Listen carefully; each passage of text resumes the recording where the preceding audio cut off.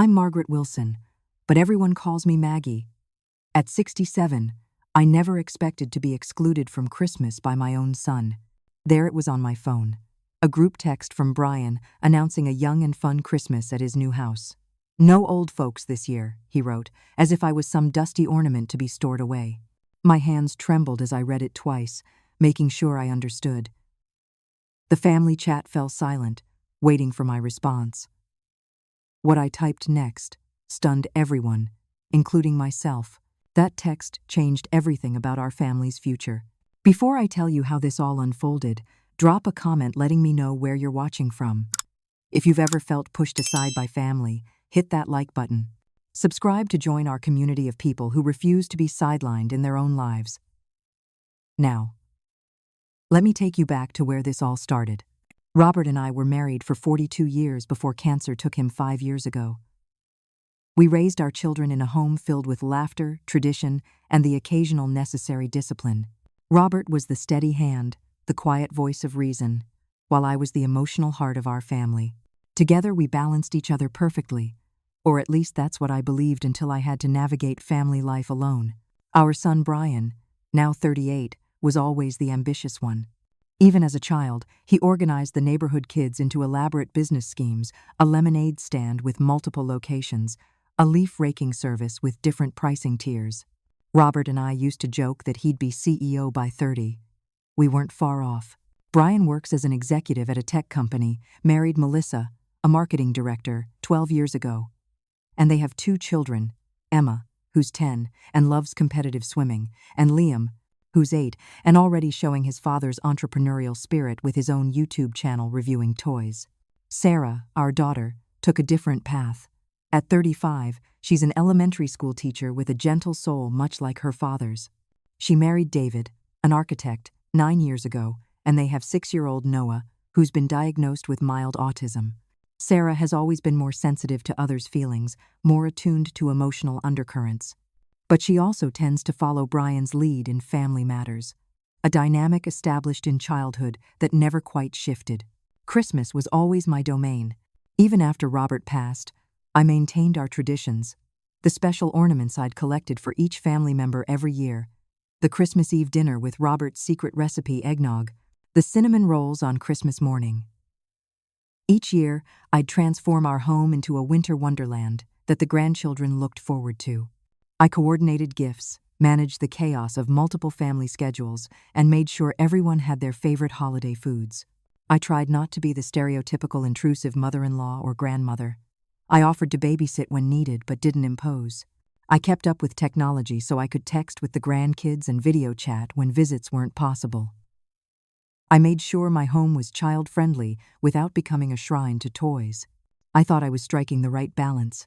The first indication that something was changing came last Easter.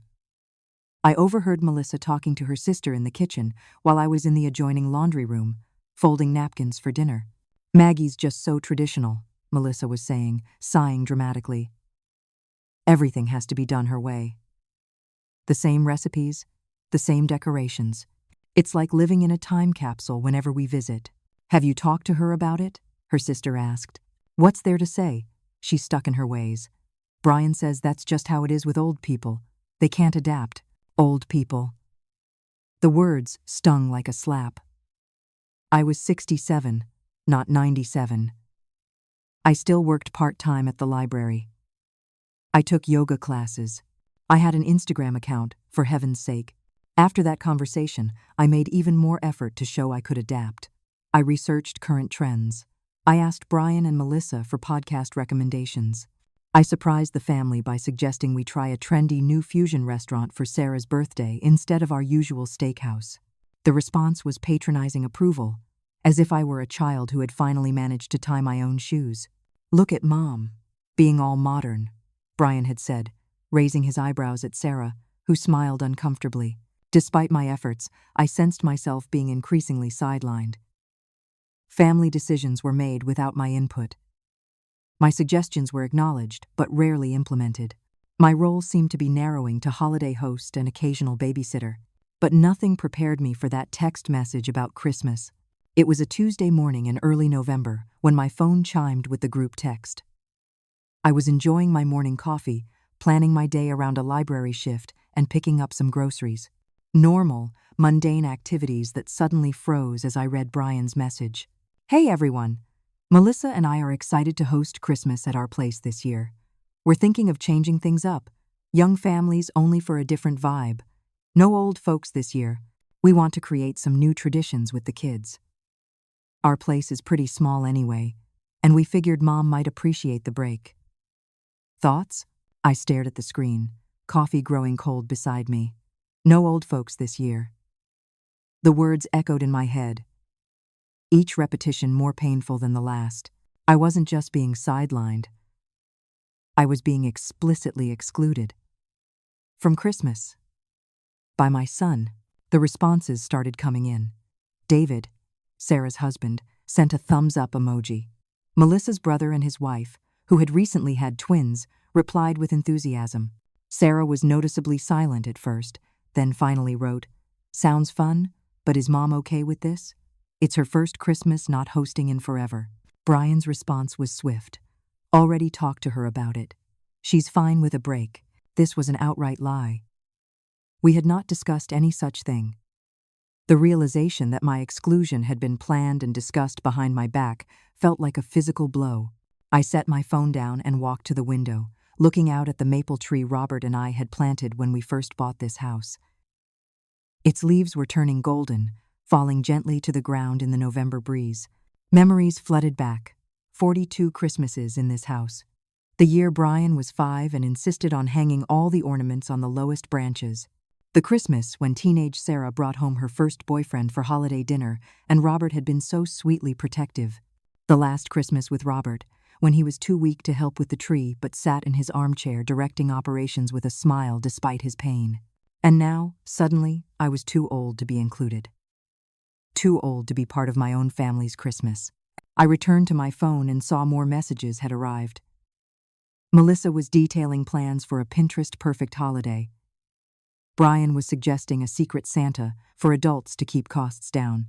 Sarah had sent a private text to me. "Are you really okay with this, Mom?" I can talk to Brian. I sat at my kitchen table, the same table where I had prepared countless holiday meals, and felt something shift inside me. The initial hurt was transforming into something else, indignation, then resolve. I thought about how Robert would have responded. He wouldn't have accepted being dismissed this way, even from our children. I typed carefully, then deleted, then typed again. Finally, I sent my response. "That sounds perfect, Brian. I've actually been thinking about doing something different myself this year. Enjoy your young folks' Christmas." The chat exploded immediately. Brian. "Wait. What? You have plans already?" Sarah. "Mom, what are you going to do?" Melissa. "We didn't mean you can't come, just that we wanted a different vibe." I didn't respond immediately. Instead, I called my sister Ellen, who told me something that confirmed my decision was right. Apparently, Brian had already called her last week to say I needed a break from hosting and that I wouldn't be part of their Christmas plans this year, so I shouldn't be included in extended family gatherings either. The family consensus, orchestrated by my son, was that I should spend Christmas alone to rest. This revelation, that not only had I been excluded from my immediate family's Christmas, but that Brian had taken it upon himself to isolate me from extended family as well, was the second betrayal. It hardened my resolve. If they thought I was too old for their Christmas, I would show them exactly what this old folk was capable of doing. After the initial shock wore off, I allowed myself to feel the full spectrum of emotions. Hurt so deep it took my breath away, anger that made my hands shake, and finally, a strange sense of liberation. For 5 years since Robert died, I had centered my life around my children and grandchildren. I had molded my schedule, my home, and my identity to fit their needs. And in return, I was now being cast aside as irrelevant. I called Diane, my best friend since our college days at UCLA. Diane had never minced words, which is exactly what I needed. "They did what?" she practically shouted when I told her about the text. "Margaret Wilson. Please tell me you're not going to spend Christmas alone eating a TV dinner and feeling sorry for yourself." "I don't know what I'm going to do," I admitted. but I know I'm not going to beg for an invitation to my own family's Christmas." "Damn right you're not," Diane said firmly. "If they think you're too old for their Christmas, show them what old really looks like these days." That comment sparked something in me, a rebellious flame I hadn't felt since my 20s.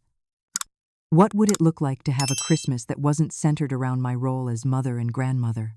What would Christmas be if I designed it purely for my own enjoyment? I opened my laptop and began researching options. Cruise lines offered special Christmas packages.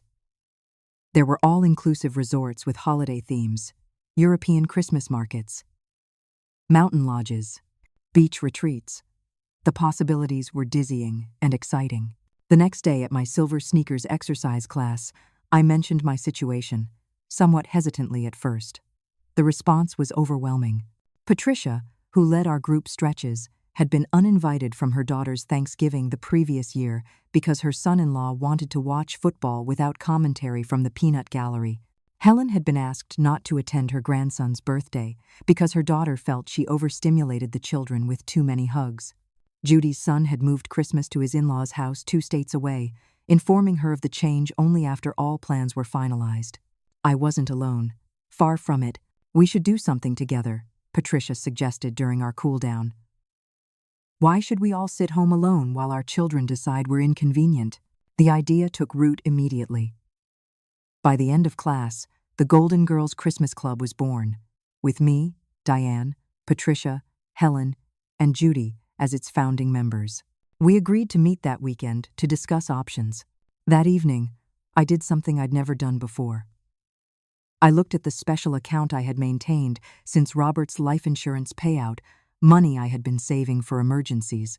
I had imagined those emergencies as medical bills or home repairs.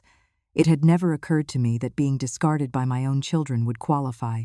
But now, looking at the healthy balance, I made a decision. This was indeed an emergency, of the heart and soul, and I would use some of this money to heal both. When the Golden Girls gathered at Diane's house that Saturday, I came prepared with options. We discussed pros and cons of various destinations, considered budgets and health requirements, and finally settled on a 10-day Caribbean cruise departing December 20th. The cruise line offered a special Christmas package with all the traditional trimmings plus luxury extras.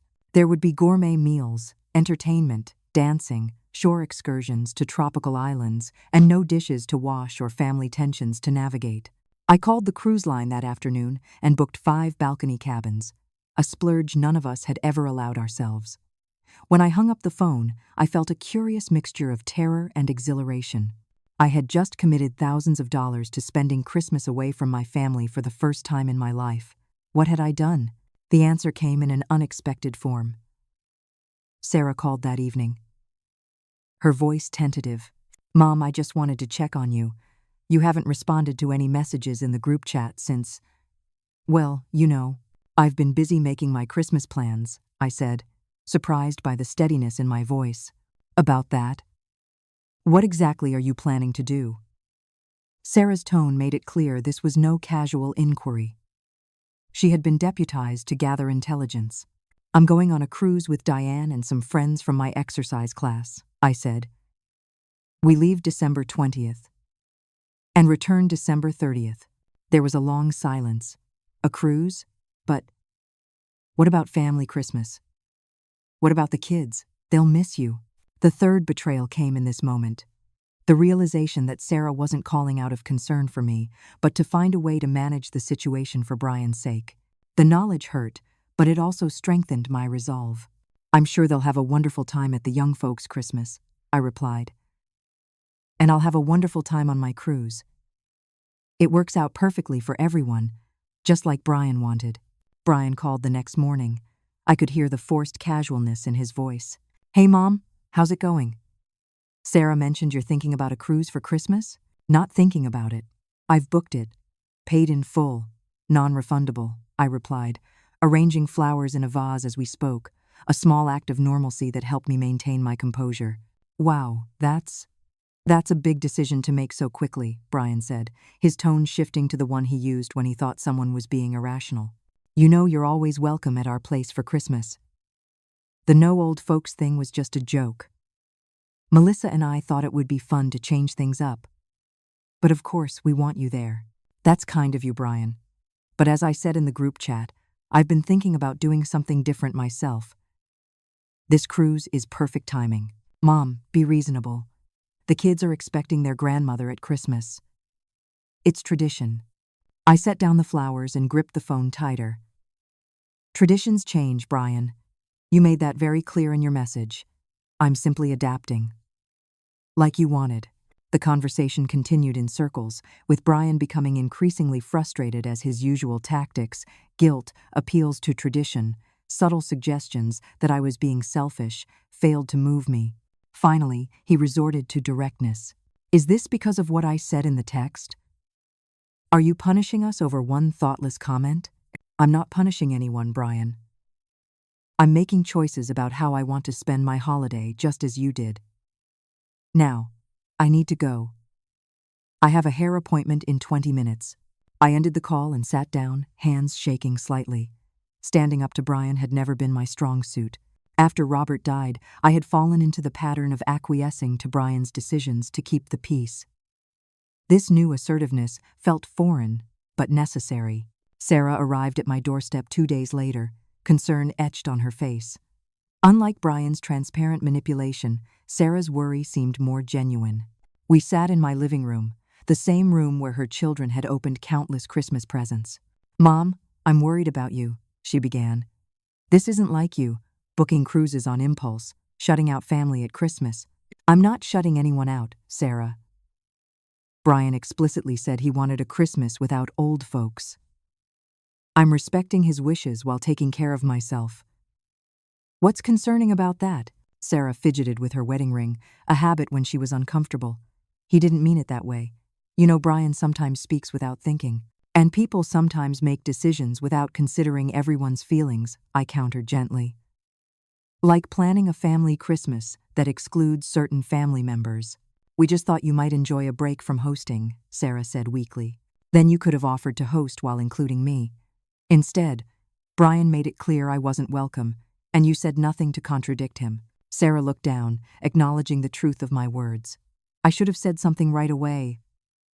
I'm sorry. Her apology was sincere, but it didn't change the situation. The plans were set in motion, boundaries crossed, decisions made. The pressure intensified over the next week. My sister Ellen called, concerned that I was overreacting to a simple misunderstanding. Robert's brother James emailed to remind me that family should be together at Christmas. Most surprising was the text from Melissa, which arrived late one evening. Maggie, I'm disappointed in your reaction to our Christmas plans. You're making Brian feel terrible and confusing the children. I thought you were more understanding than this. You're ruining Christmas for everyone by not being available. The irony of being accused of not being available after being explicitly uninvited was not lost on me. This was the first time Melissa had directly confronted me about anything, and it revealed much about the dynamic that had been developing behind the scenes. The tension culminated at a family dinner Brian insisted on hosting to clear the air. I arrived to find everyone already seated: Brian, Melissa, Sarah, David, and all 3 grandchildren. It felt like an intervention, which perhaps it was. Throughout the meal, conversation was strained. The children, sensing the tension, were unusually quiet. Finally, as Melissa served dessert, Brian broached the subject. Mom, we need to resolve this Christmas situation. The kids are upset. Everyone's confused. Can't we just go back to normal? What exactly is normal, Brian? I asked, setting down my fork. Is it normal to exclude your mother from Christmas and then become upset when she makes other plans? That's not fair, Brian said, his voice rising slightly. I never meant to exclude you. It was a poorly worded invitation. It wasn't an invitation at all, I pointed out. It was an announcement that specifically mentioned no old folks. Brian glanced at the children and lowered his voice. Can we discuss this like adults? Your cruise is just.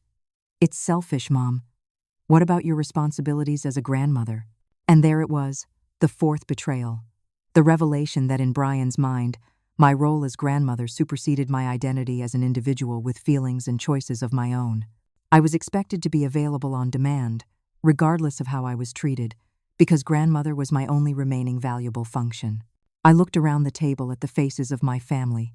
Brian's frustrated scowl, Melissa's tight smile, Sarah's conflicted expression, the confused looks of my grandchildren. I felt a profound sadness, but also a strengthening clarity about the boundaries I needed to establish. "I love all of you," I said, standing up, "and being a grandmother brings me great joy. But it's not my only identity, and it doesn't mean I should accept being treated as an afterthought in my own family." My cruise plans stand. I hope you all have a wonderful Christmas, and we'll celebrate together when I return. I left before anyone could respond, walking to my car with my back straight and my head high, the way Robert would have wanted. As I drove home, I felt a strange mixture of grief and liberation. Something fundamental had shifted in my relationship with my children, particularly Brian. It hurt deeply, but beneath the pain was a growing sense that this confrontation was long overdue. With the confrontation behind me and my Christmas plans firmly in place, I turned my attention to preparing for the cruise. I hadn't traveled without Robert in decades, and never on a cruise. My wardrobe, I realized with some dismay, consisted largely of practical, unremarkable clothes suited for library work, grandchild visits, and gardening. Nothing that said Caribbean cruise at Christmas. Diane, ever practical, suggested we make a day of shopping at stores we'd normally consider too young or too expensive for ourselves. "We're not shopping for appropriate grandmother clothes," she declared as we entered a boutique I'd always walked past. "We're shopping for fabulous women on a Christmas adventure clothes." With that mindset, I found myself purchasing items I'd never have considered before. A flowing tropical print dress in vibrant blue, comfortable but stylish sandals, a swimsuit that actually flattered my figure instead of simply covering it, and even a slightly daring cocktail dress for the cruise's formal nights. Each purchase felt like a small act of rebellion against the old folks' box Brian had tried to put me in. At home, I began packing away some of the more prominent family photos that dominated my living room. Not permanently, I wasn't erasing my children from my life, but I needed visual space to reconnect with other aspects of my identity. In their place, I put up some of my own photography from trips Robert and I had taken, and a painting I'd done years ago before children had consumed all my creative time. While sorting through a closet, I found a box of old photo albums. I spent an evening looking through them, tracing the arc of my life before motherhood had become my primary identity. There I was at 20, hair long and wild, protesting the Vietnam War. At 25, standing proudly beside my first classroom as a new teacher before I'd left the profession to raise Brian and Sarah. At 30, on a hiking trip with Robert in Yosemite, looking fit and adventurous. These photos revealed a Margaret Wilson many had forgotten, including myself, passionate, independent, creative. Somewhere along the way, that woman had been subsumed by mother, then grandmother, roles I cherished but which were never meant to be all-encompassing. Dr. Carter, the therapist I started seeing at Diane's insistence, helped me process these realizations. She was a straightforward woman in her 50s with a no-nonsense approach that suited me perfectly. "What you're experiencing is very common," she told me during our first session. "Children grow up, seeing their parents primarily in relation to themselves. When parents, particularly mothers, try to reassert their individual identities, it often creates conflict." "I never stopped being my own person," I protested. Dr. Carter raised an eyebrow. "When was the last time you made a major decision without considering its impact on your children first?" I couldn't answer immediately. Even Robert's funeral arrangements had been planned with the children's feelings as my primary concern. "The cruise is a healthy step," Dr. Carter continued. "It's not about punishing your family, it's about reclaiming parts of yourself that have been neglected." With this perspective, I approached my preparations with renewed purpose. I wasn't just getting ready for a vacation, I was preparing for a rediscovery of myself. A significant moment in this journey came when I visited my regular hair salon, where Tina had been giving me the same practical shoulder-length cut for years. "I want something different," I told her, surprising us both. "Something more." Me. 3 hours later, I emerged with a stylish, modern cut that framed my face beautifully and had touches of caramel highlights blended into my natural silver. When I looked in the mirror, I saw a vibrant, confident woman looking back, not just someone's mother or grandmother, but Margaret Wilson in her own right.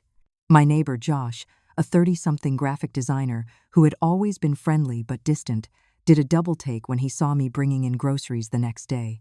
"Mrs. Wilson, wow, you look amazing," he exclaimed, then immediately looked embarrassed. "I mean, you always look nice, but that's a great haircut." His reaction made me laugh, genuinely laugh, for what felt like the first time in weeks. "Thank you, Josh. I'm trying something new."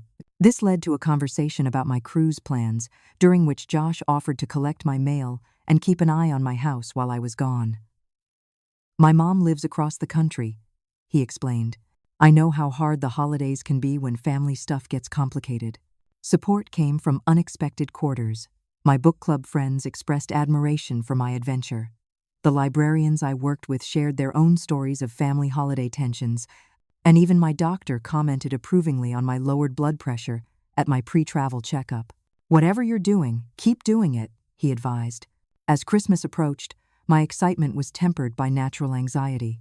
There were moments of doubt, usually late at night, when I wondered if I was making a terrible mistake. What if the cruise was a disaster? What if this permanent damaged my relationship with Brian? What if the grandchildren forgot about me? These fears peaked when Emma, my 10-year-old granddaughter, called me one afternoon, her voice small and confused. "Grandma, is it true you don't want to see us for Christmas?" My heart sank. "Who told you that, sweetheart?" "Dad said you decided to go on a trip instead of being with us because you needed space from family." The fifth betrayal cut deepest of all. Brian had twisted the narrative to make me the villain in his children's eyes. Rather than explaining his role in the situation, I took a deep breath, determined not to put Emma in the middle of adult conflicts. "That's not quite right, Emma. Your dad wanted to have a special Christmas just for young families this year, which is a nice idea. So I decided to try something new too. With my friends. But I love you and Liam and Noah very, very much, and I'll see you right after my trip with lots of presents and stories." "So you're not mad at us?" she asked. "Not even a little bit," I assured her. "And we'll have our own special celebration when I get back." After that call, I made a firm decision. I would not allow Brian's actions to poison my relationship with my grandchildren. I would maintain direct, age-appropriate communication with them while establishing healthier boundaries with my adult children. This Christmas cruise wasn't an ending, but a beginning. The start of a new phase of family dynamics based on mutual respect rather than obligatory roles. The day before departure, I declined a last-minute invitation from Brian to stop by on Christmas Eve for a quick hello, an obvious attempt to salvage his image as the good son, without actually changing the exclusionary nature of his holiday plans. It was my first opportunity to practice my new boundary-setting skills, and though it wasn't easy, I felt stronger for having done it. That evening, I stood in front of my bathroom mirror, studying my reflection. The woman looking back at me was changed in subtle but significant ways. The stylish haircut, the more confident posture, the clear-eyed gaze that no longer sought approval. I wasn't just reacting to rejection anymore. I was actively reclaiming my identity as a woman with value beyond her family roles. Ready or not, I told my reflection, tomorrow we sail. The morning of December 20th arrived with a flutter of nerves and excitement. I double-checked my suitcase, confirmed the house security measures, and found myself standing in my kitchen, suddenly hesitant. For a moment, the weight of tradition nearly overwhelmed me. This would be my first Christmas away from home since before Brian was born. Josh appeared at my door promptly at 7:30 a.m. to drive me to Diane's, where our group would meet before heading to the airport together. "Nervous?" he asked, noticing my tense expression as he loaded my luggage into his car. "Terrified," I admitted. "Excited, but terrified. That usually means you're doing something worthwhile," he said with a reassuring smile. My mom felt the same way before her first solo trip after my dad left. Now she travels twice a year and says it saved her life. At Diane's house, the energy was infectious. Patricia, Helen, Judy, and Diane were all wearing matching t-shirts that Diane had ordered online. Golden Girls Christmas Cruise. 2,023 inches glittering letters across the front. "You get yours on the ship," Diane said, handing me a wrapped package. No peeking until Christmas morning. We took a group photo in Diane's driveway, 5 women with silver hair and bright smiles. embarking on an adventure none of us had anticipated just weeks earlier. I texted it to Sarah with the caption, "The Golden Girls, setting sail. Love you all, and will call on Christmas Day." Security, boarding, the flutter of logistics, everything passed in a blur of activity and laughter. Before I knew it, we were on the plane, then at the port, then stepping onto the massive cruise ship that would be our home for the next 10 days. The vessel was already decked out for Christmas, with elegant decorations that transformed the ship into a floating winter wonderland, albeit one with pools and sunshine.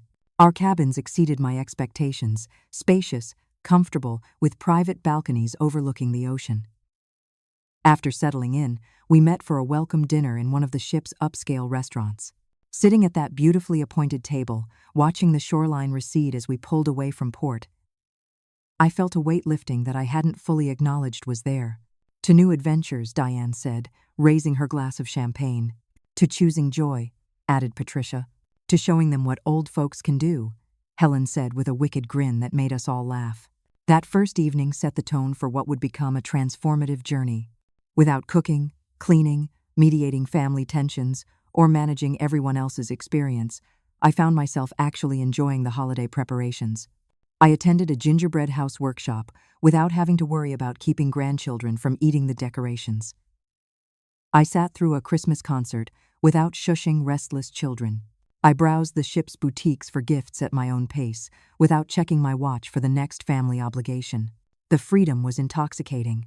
"I haven't felt this relaxed at Christmas since I was a teenager," I confessed to Diane as we lounged by the pool on our second day at sea. "Is that terrible of me?" "It's honest," she replied. "We love our families, but being everything to everyone is exhausting. There's a reason we needed this break, and it's not because we're old folks who can't keep up. It's because we've been carrying the emotional labor of family holidays our entire adult lives."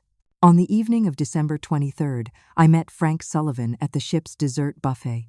He was a widower from Chicago, a retired English professor with kind eyes and a quick wit.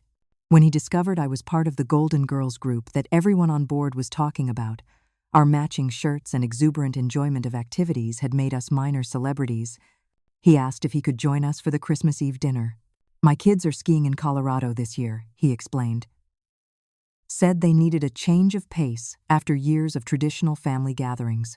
The parallels to my situation weren't lost on either of us. Christmas Eve brought an unexpected emotional moment. As I was getting dressed for dinner, my phone chimed with a video call from Sarah. When I answered, I found all 3 grandchildren crowded around her phone, their faces alight with excitement. "Grandma?" they chorused. "We wanted to see your big boat." I took them on a virtual tour of my cabin and out onto the balcony, where the Caribbean sunset provided a stunning backdrop. Their eyes widened at the view of endless ocean. "Are you on a vacation like in the movies?" Liam asked, clearly impressed. "Something like that," I laughed. "How are the Christmas preparations going?" The children launched into a chaotic account of cooking disasters, last-minute shopping, and their father's increasingly frazzled attempts to organize everything. It seemed that without my usual coordination, the young folks' Christmas wasn't proceeding quite as smoothly as Brian had envisioned. "Dad burned the cookies," Emma reported with the brutal honesty of a 10-year-old, "and Mom got mad because he forgot to buy cranberry sauce." "The tree fell over yesterday," Noah added solemnly. "Uncle Brian said a bad word." Sarah, looking exhausted in the background, gave me a rueful smile. "We might have underestimated certain logistical challenges," she admitted. After the call ended, I felt a complex mix of emotions: sympathy for Sarah's evident exhaustion, a twinge of guilt at not being there to help, but also a profound gratitude for the perspective this separation had created. The grandchildren didn't seem traumatized by my absence. If anything, they were fascinated by my adventure. And perhaps Brian and Melissa were gaining a new appreciation for the work that went into creating the seamless holiday experiences they had taken for granted. That evening, our Golden Girls group, now including Frank as an honorary member, enjoyed a spectacular Christmas Eve dinner. The ship's dining room was transformed with twinkling lights, elaborate ice sculptures, and the most elegant Christmas decorations I'd ever seen. We enjoyed a 7-course meal without having to cook a single dish or wash a single pot. Afterward, Frank invited me to the Christmas Eve dance on the main deck. "Unless you'd rather not," he added quickly. No pressure at all. I hesitated only briefly. It would be my first time dancing with a man other than Robert since our wedding day. But something about the night, the stars above, the gentle motion of the ship, the distance from old expectations, gave me courage. "I'd love to," I said, dancing under the stars with Frank, swaying to White Christmas played by a live orchestra while ocean breezes ruffled my new haircut. I experienced an epiphany. This moment of joy, connection, and freedom would not have happened if Brian hadn't excluded me from his Christmas. What had begun as a painful rejection had transformed into an unexpected gift. The rediscovery of Margaret Wilson as a woman, not just a mother and grandmother. Later that night, a text arrived from Brian. "Merry Christmas Eve, Mom. Kids made cookies for Santa, but they don't look like yours. Dinner was challenging. Melissa says turkey shouldn't be that color. Hope your cruise is nice. We miss your help with everything." I smiled at the phone. Not we miss you, but we miss your help with everything. Brian was still seeing me primarily in terms of my function rather than my person. But for the first time, that didn't hurt as much. His limited perception of me was his loss, not mine. "Merry Christmas Eve," I texted back. "Enjoyed a wonderful dinner and dancing under the stars. Don't worry about the turkey. Holidays are about being together, not perfection. Love to everyone." I set my phone down and stepped out onto my private balcony. The moon created a silver path across the dark water, leading to a horizon I couldn't see but knew was there. Tomorrow would be Christmas Day, different from any I had experienced before, but possibly the most meaningful in years. Diane had been right all along. If they thought I was too old for their Christmas, I would show them what old really looked like in the 21st century. And it looked like freedom, joy, and self-discovery under Caribbean stars. I awoke on Christmas morning to sunlight streaming through my cabin window and the gentle sound of waves against the ship. For a disorienting moment, I expected to hear the excited voices of grandchildren ready to open presents, or the familiar sounds of coffee brewing in my own kitchen. Instead, there was peaceful silence, punctuated only by distant laughter and music from the ship's deck. This Christmas was truly different from any I had known before. I opened the small package Diane had given me, finding my own Golden Girls Christmas cruise shirt and a handwritten note. "To new traditions and true friendship. Merry Christmas, brave lady." We had arranged to meet for breakfast before exchanging the small gifts we had brought for each other. In the ship's grand dining room, Christmas breakfast was a spectacular affair. Champagne, made-to-order omelets, fresh tropical fruit, pastries of every description. Our table was festive with our matching shirts and the small wrapped packages beside each place setting. "I propose a toast," Diane said, raising her champagne glass. "To friendship, to freedom, and to figuring out that the best gifts don't always come in packages." The Golden Girls exchange that followed was unlike any gift-giving I had experienced in years. These women had known me only a short time, yet their presence reflected thoughtful attention to who I really was. Patricia gave me a beautiful journal for recording this new chapter of life. Helen's gift was a cookbook of Caribbean recipes to bring the adventure home. Judy had found a silver bracelet with a small ship charm, and Diane's gift made me tear up, a framed quote from Maya Angelou. "You may not control all the events that happen to you, but you can decide not to be reduced by them." These weren't obligatory presents from a gift list. They were thoughtful reflections of genuine connection, something I realized had been missing from my family gift exchanges for some time. As we finished breakfast, my phone buzzed with a text from Sarah. "Merry Christmas, Mom. Kids opening presents now and missing you. Can we video chat later?" I arranged a time, then turned my attention back to my new friends and our Christmas Day plans. The ship had organized special holiday activities, a tropical Santa handing out gifts by the pool, Christmas carols performed by the crew, special shows and meals throughout the day. "I've never had a Christmas where I didn't have to cook or clean," Helen marveled as we lounged by the pool later that morning. "I keep waiting for the guilt to hit, but it hasn't yet. Maybe because we've earned this," Patricia suggested. "We've done our time with the perfect family Christmases. Now it's our turn to enjoy." Meanwhile, back at Brian's house, things were apparently not going as smoothly as he had envisioned. Sarah's texts throughout the day painted a picture of escalating chaos. 10:15 a.m. Brian forgot to buy batteries for the kids' toys. Melissa is not happy. 11:30 a.m. Christmas dinner prep is a disaster. No one knows your recipe for the special gravy. 1:45 p.m. Brian and Melissa arguing about when to serve dinner. Kids getting cranky. Really miss your calm organizing right now. I felt a twinge of sympathy, especially for Sarah, who was caught in the middle, but also a sense of validation. The seamless Christmas experiences I had created for decades had required skill, planning, and emotional labor that had gone largely unnoticed and unappreciated until it was absent. During our scheduled video call, the grandchildren were excited to show me their presents, talking over each other in their enthusiasm. In the background, I could see Brian looking harried as he attempted to manage Christmas dinner preparations. When he realized I was on the video call, he actually stopped to speak directly to me. "Mom, when do you add the thyme to the stuffing? Before or after mixing in the broth?" "After," I said, suppressing a smile at his frazzled appearance. "And don't forget to cover it with foil for the first 30 minutes of baking." Right, he muttered, disappearing back into the kitchen. I focused on the children, asking about their gifts and sharing stories about the tropical Christmas I was experiencing. They were fascinated by the idea of Santa visiting a cruise ship, and I promised to take pictures to show them when I returned. As the day progressed, the Golden Girls found ourselves at the Christmas dance, where Frank sought me out again.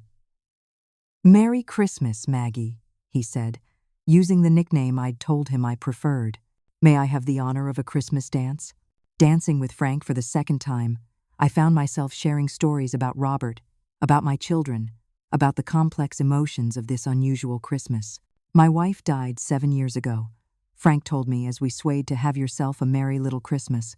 "The first few years, I spent every holiday with my children because I was afraid to be alone.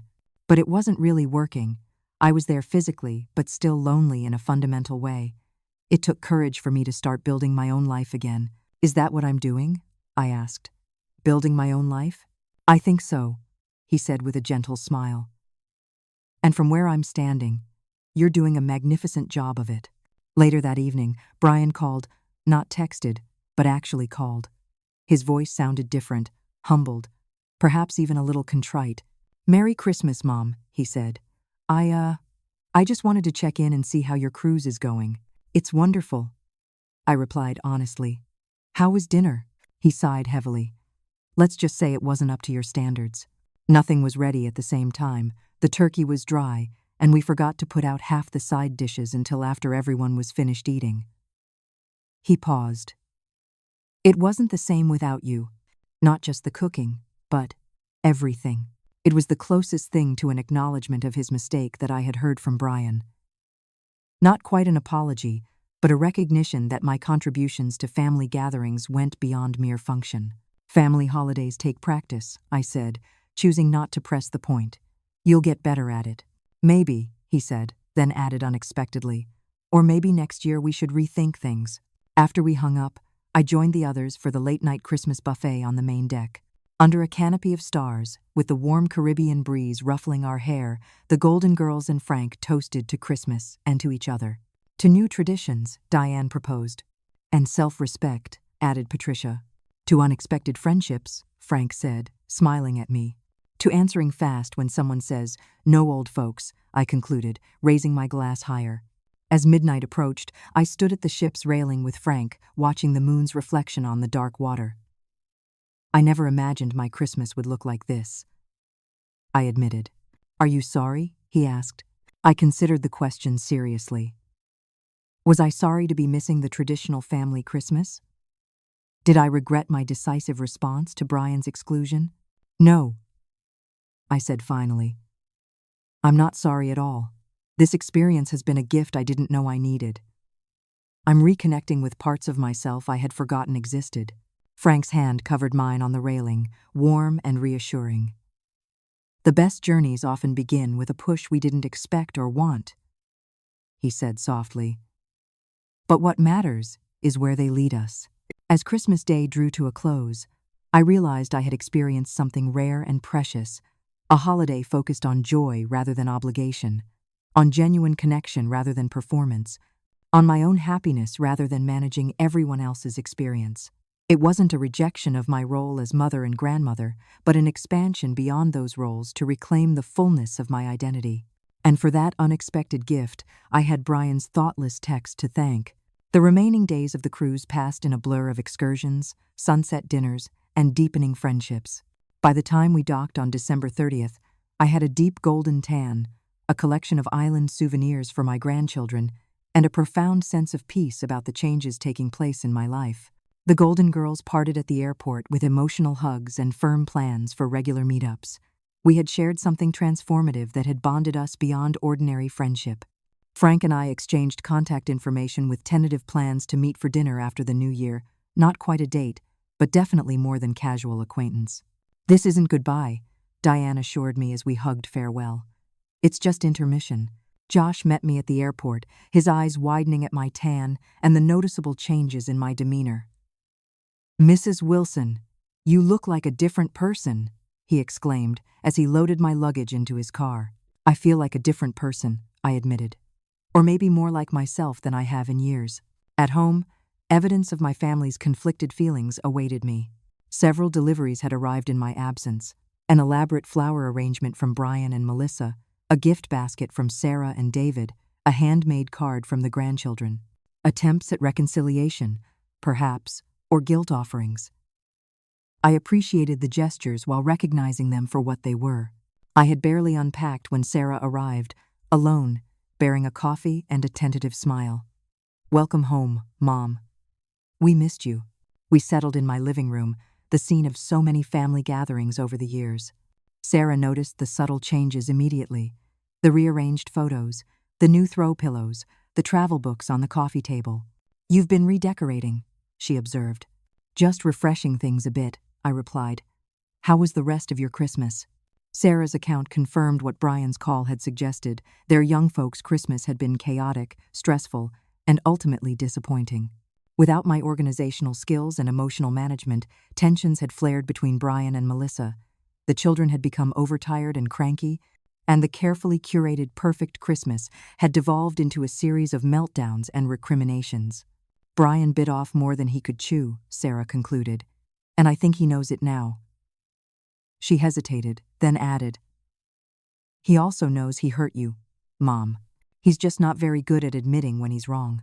"A family trait," I said with a small smile, acknowledging my own historical reluctance to confront issues directly. "Fair point," Sarah conceded. "So, tell me about this cruise." "You look amazing, by the way." I shared stories of the cruise, the Golden Girls, and yes, Frank, enjoying Sarah's increasingly impressed reactions. For perhaps the first time, she was seeing me not just as her mother but as a woman with her own adventures and experiences. "I had no idea you'd have so much fun," she admitted. "When Brian suggested the young folks' Christmas, I should have spoken up right away. I'm sorry, Mom." Her sincere apology meant a great deal, especially contrasted with Brian's more hesitant acknowledgments. "Thank you, Sarah. That means a lot to me." Our conversation continued with a new openness, touching on her concerns about Noah's school progress, her occasional frustrations with David's work hours, and even her own conflicted feelings about always living in Brian's shadow within the family. "I think this whole Christmas situation has been a wake-up call for all of us," she concluded. "Family dynamics don't have to stay frozen in the same patterns forever." 2 days after my return, Brian and Melissa appeared at my door with the grandchildren in tow. The contrast between Brian's uncomfortable expression and the children's excited greetings was striking. "Grandma, you're so tan," Emma exclaimed, hugging me tightly. "Did you really see dolphins from your boat?" "I did," I confirmed, leading them inside where I had laid out the gifts and souvenirs I had brought back. While the children explored their tropical treasures, the adults engaged in a more complex exchange. "You look well, Mom," Brian offered, studying me as if trying to reconcile the tanned, confidently poised woman before him with the mother he thought he knew. "Thank you. The cruise was wonderful, exactly what I needed." There was an awkward pause before Melissa spoke. "We should talk about what happened with Christmas," she said. Glancing at Brian expectantly, Brian shifted uncomfortably. "Right. Yes. About that text. I didn't mean it the way it sounded." The no old folks thing was just a stupid joke. A joke that reflected a certain way of thinking, I pointed out calmly. About my place in the family, about my value beyond my function as grandmother and holiday coordinator. Brian looked startled at my directness. This wasn't the acquiescent mother he was accustomed to managing.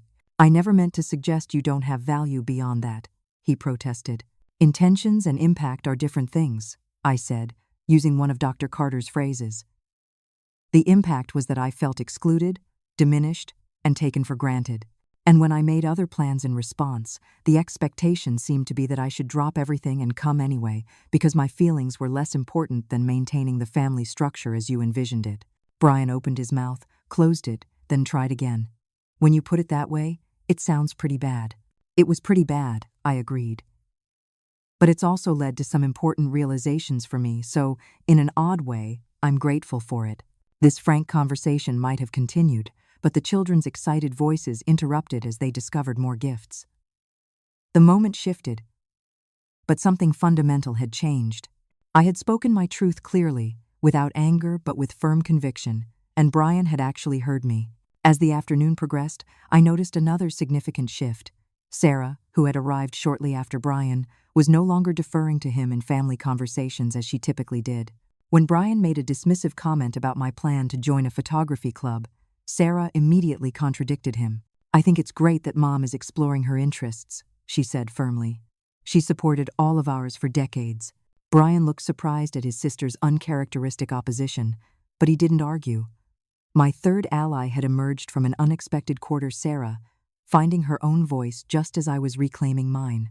By the time the family gathering concluded, new understandings had begun to take shape. No dramatic apologies or tearful reconciliations, but subtle acknowledgments and small adjustments that suggested a healthier dynamic might be possible moving forward. About next Christmas, Brian said hesitantly as they were preparing to leave. We should probably start talking about plans earlier. Maybe something that includes everyone, but distributes the work more fairly. It wasn't exactly an admission that his no old folks Christmas had been a mistake, but it was a step in that direction. I accepted it as the olive branch it was intended to be. That sounds reasonable, I agreed. We can discuss it in the new year. After they left, I sat in my quiet living room, reflecting on the day's interactions. The confrontation I had feared had instead become a conversation, difficult at times, but ultimately constructive. I hadn't compromised my newly established boundaries, but I had allowed for the possibility of evolution rather than revolution in our family relationships. Dr. Carter would be proud, I thought with a smile, and Robert would be too. 6 months after the Golden Girls Christmas cruise, I hosted a summer family gathering at my home. The event reflected the subtle but significant changes that had taken place in our family dynamics since my holiday stand. The most noticeable difference was the shared responsibility. Instead of my traditional role as sole organizer, cook, and emotional manager, everyone contributed. Sarah brought her famous pasta salad and helped with setup. David manned the grill. Even Brian and Melissa arrived early to arrange tables and prepare drinks. The grandchildren had decorated mason jars with summer themes for the flowers from my garden. Mom, where do you keep the extra napkins? Brian asked at one point, then caught himself and added, Actually, never mind. I'll figure it out. This small moment reflected a larger shift. Brian was making an effort to solve problems rather than automatically delegating them to me. He was seeing me as a person to enjoy the gathering with, not just the logistical support system for it. The Golden Girls had become a regular fixture in my life. We met for monthly lunches, occasional weekend trips, and were already planning our second Christmas cruise. Diane had started dating a retired dentist she met at her community garden. Patricia had enrolled in art classes at the community college. Helen was volunteering at a women's shelter. Judy had just returned from a solo trip to Italy. We were all experiencing a renaissance of sorts, supporting each other through this new chapter of life. Frank had become an important part of my life as well. Our relationship had developed gradually and naturally from friendship into something deeper.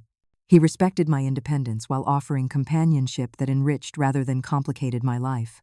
We enjoyed similar interests: classical music, photography, travel, and he understood, having been through a similar journey himself, my complex feelings about balancing family relationships with personal growth. You've inspired quite a transformation in your family, he observed, as we sat on my patio watching Brian teach Liam how to set up the croquet set on the lawn. They interact with you differently now. It was true. The most profound change wasn't in any specific behavior, but in the underlying attitudes. Sarah now called regularly just to chat, not only when she needed something. Brian consulted me about important decisions rather than informing me after the fact. Melissa, perhaps the most resistant to the new dynamic, had gradually stopped making patronizing comments about my cute attempts to stay current. Most importantly, my relationships with my grandchildren had actually deepened. Rather than seeing me only in my grandmother role, the background figure who facilitated family gatherings and provided cookies, they were getting to know me as a person with my own interests, stories, and experiences. Emma had asked for a camera for her birthday after seeing my growing photography collection. Noah and I had started a small container garden on Sarah's patio, a shared project that gave us special time together. My approach to grandparenting had evolved as well. I still cherished time with the children, but it was now on more balanced terms. I scheduled regular activities with each grandchild individually, focusing on quality experiences rather than quantity of caregiving. When I did babysit, it was because I wanted to, not because it was expected. The boundaries I had established had paradoxically allowed for more authentic connection. As summer transitioned to fall, preliminary discussions about the upcoming Christmas began, a stark contrast to the previous year's unilateral announcement. Brian, showing unexpected growth, actually suggested a family meeting to discuss options. I was thinking, he said somewhat tentatively during that meeting, what if we tried something completely different this year? Maybe a family vacation instead of gifts and traditional dinner? We could rent a cabin in the mountains between Christmas and New Year's. Everyone together, but no one person doing all the work. I looked at him with new respect, recognizing how difficult it was for him to implicitly acknowledge last year's misstep. I think that's a wonderful idea, Brian. Though I should mention that the Golden Girls have already booked our cruise for December 22 to 27. Oh, he said, momentarily deflated. Then he rallied. What about December 27 through January 2? Would that work with your schedule? This simple act of accommodation, Brian adjusting family plans around my independent activities rather than expecting the reverse, represented perhaps the most significant shift in our relationship. I was no longer the family accessory expected to fit into whatever scenario was designed by others. I was a person with my own life, to be respected and considered. That would be perfect, I agreed, touched by his effort. As we continued planning, I received an unexpected email from a woman I didn't know, a friend of Patricia's daughter who had heard about our Christmas cruise and my stand against being sidelined in my family. Your story inspired me to make some changes in my own life, she wrote. I've been the family doormat for years, afraid to rock the boat. Hearing how you stood up for yourself gave me courage to establish some long-overdue boundaries with my own adult children. Thank you for being a role model for women of our generation. The email moved me deeply. My personal journey had rippled outward in ways I could never have anticipated when I typed that quick response to Brian's exclusionary text. By valuing myself enough to take a stand, I had somehow given permission for others to do the same. As the weeks passed, I found myself reflecting often on the unexpected gifts that had come from last year's painful exclusion. If Brian hadn't sent that thoughtless "no old folks" text, would I have reconnected with my independent self? Would I have discovered the joys of travel with like-minded friends? Would I have met Frank? Would my family relationships have evolved beyond their established patterns? Pain, it seemed, could indeed be transformative when met with courage rather than capitulation. When October arrived, I surprised my family with an email containing confirmation details for a large cabin in the Smoky Mountains, reserved for December 27 through January 2. My gift to all of you, I wrote. A new tradition for a new chapter of our family story. The responses came quickly. Appreciation from Sarah, excited emojis from the grandchildren, and a phone call from Brian. This is incredibly generous, Mom, he said. Genuine emotion in his voice. After last year. Well, you didn't have to do this. Family is still the most important thing to me. Brian, I told him. But I've learned that honoring myself doesn't diminish that love. It actually allows me to show up more authentically in all my relationships. There was a moment of silence before Brian responded. I'm learning that too, Mom. A little late, maybe, but I'm learning. As I prepare to embark on my second Christmas cruise with the Golden Girls, followed by the family mountain retreat, I'm struck by how differently I feel compared to this time last year. The hurt and shock of exclusion have been replaced by gratitude for the wake-up call it provided, and pride in how I responded. Sometimes the most valuable gift we can give our families is the example of self-respect. By refusing to accept diminishment, by asserting my worth beyond functional roles, I showed my children and grandchildren what healthy boundaries and self-advocacy look like. And in doing so, I inadvertently gave Brian the opportunity to grow beyond his limited perspective, Sarah the courage to find her voice, and my grandchildren a grandmother who is a full, vibrant person with a life of her own. My fast answer to no old folks wasn't just a reaction to rejection, it was the first step toward reclaiming my complete identity. And that journey has enriched not just my life, but my entire family's understanding of what respect, love, and authentic connection truly mean. Have you ever had to stand up to family expectations to honor your own needs? Or are you struggling with being sidelined or taken for granted by loved ones? Share your experiences in the comments below. Your story might inspire someone else to find their voice, just as mine did. And if this resonated with you, please like, subscribe, and share with someone who might need to hear that it's never too late to redefine family dynamics or to discover new joys beyond traditional roles. Thank you for joining me on this journey. And remember, sometimes the most loving thing we can do for our families is to love ourselves enough to say no when necessary, and yes to our own joy.